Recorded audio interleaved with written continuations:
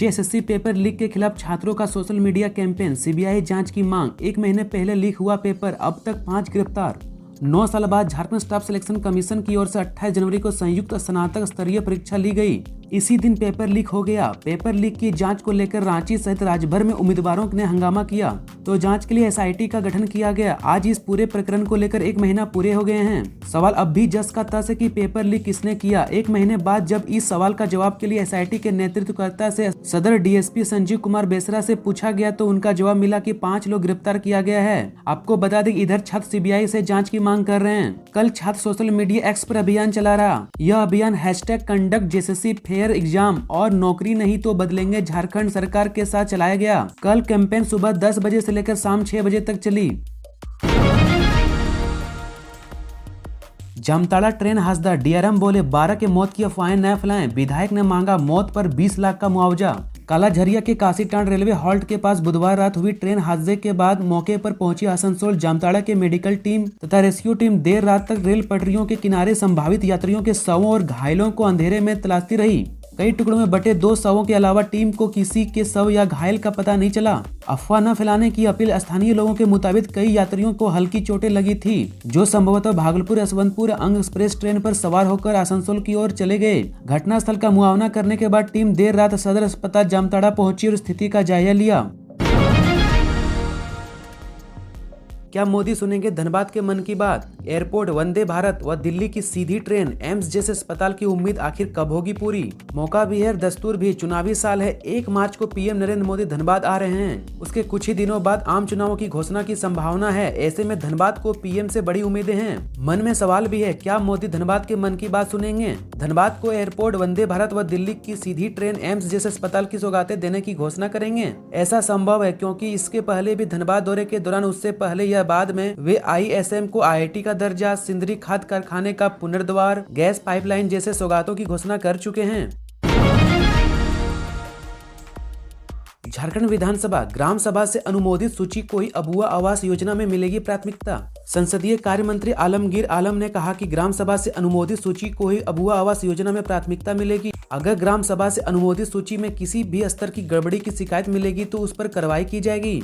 श्री आलम ने विधायक लंबोदर महतो की ओर से ध्यान आकर्षण के माध्यम से पूछे गए सवाल के जवाब में यह बात कही। विधायक लंबोदर महतो ने सदन को बताया, ग्राम सभा से जो सूची अनुमोदित की जा रही है उसे हुबहू विभाग के वेबसाइट पर अपलोड नहीं किया जा रहा है। विभाग की वेबसाइट पर जारी सूची और ग्राम सभा से अनुमोदित सूची में अंतर है। उन्होंने लाभुकों के चयन में गड़बड़ी का भी आरोप लगाया है।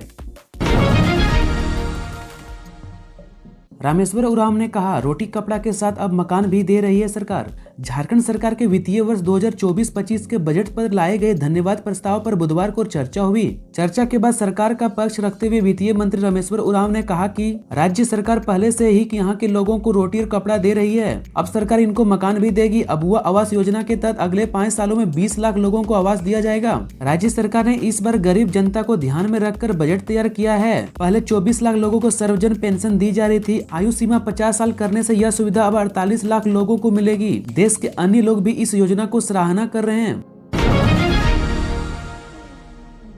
धन्यवाद। पीएम मोदी की सुरक्षा में तैनात होंगे इतने जवान, चप्पे चप्पे पे रहेगी पैनी नजर। 1 मार्च को सिंदरी, हर्ल और बरवाडा हवाई अड्डा में होने वाले पीएम मोदी के कार्यक्रम को लेकर बोकारो रेंज के आईजी माइकल एस राज ने बुधवार को पुलिस लाइन में पुलिस जवानों की ड्यूटी को लेकर ब्रीफिंग की। पीएम की सुरक्षा की ड्यूटी के लिए धनबाद में राज्य के विभिन्न जिला ट्रेनिंग सेंटर जेएफ और आरआरबी से लगभग 8000 जवान धनबाद पहुंच चुके हैं। उन्हें बताया गया कि जिस स्थान पर उनकी तैनाती होगी वहां मुस्तैद रहेंगे। अपने वरीय अधिकारियों को आदेश का पालन करना है। ड्यूटी में किसी तरह की लापरवाही न हो, इसका विशेष ध्यान रखना है। धनबाद में अवैध शराब की पेटी जब्त, कई ब्रांड की 12 पेटी शराब मिली। 1 लाख रुपया होगी बाजार में कीमत, आरोपी फरार। धनबाद से विभिन्न ब्रांड की 12 पेटी अवैध शराब जब्त की गई है, जिसकी बाजार में कीमत लगभग 1 लाख रुपये बताई जा रही है। शराब की जब्ती धनसार थाना क्षेत्र के जोड़ा फाटक स्थित सत्येंद्र कुमार यादव के यहाँ हुई है।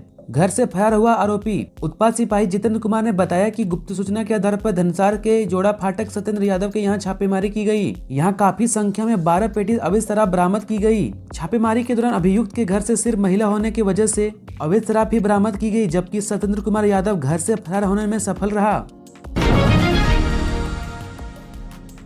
चतरा में बढ़ रहे आत्महत्या के मामले, नाबालिग बच्ची ने जहर खाकर दी जान, 1 महीने में 5वीं मौत। चतरा जिले में इन दिनों नाबालिग बच्चों के द्वारा आत्महत्या की घटनाओं में बेतहाशा वृद्धि हो रही है। विगत 1 महीने में चतरा जिला मुख्यालय समेत अलग अलग प्रखंडों के 5 नाबालिग बच्चे जहर खाकर और फांसी लगाकर अपनी जीवन लीला समाप्त कर चुके हैं। ऐसा ही एक सनसनीखेज मामला जिले के घोर नक्सल प्रभावित कुंदा थाना क्षेत्र के कमाल गाँव में सामने आया है, जहाँ गाँव के रामदेव जंगू की नाबालिग 17 वर्षीय बेटी ने जहर खाकर अपनी जान दे दी है।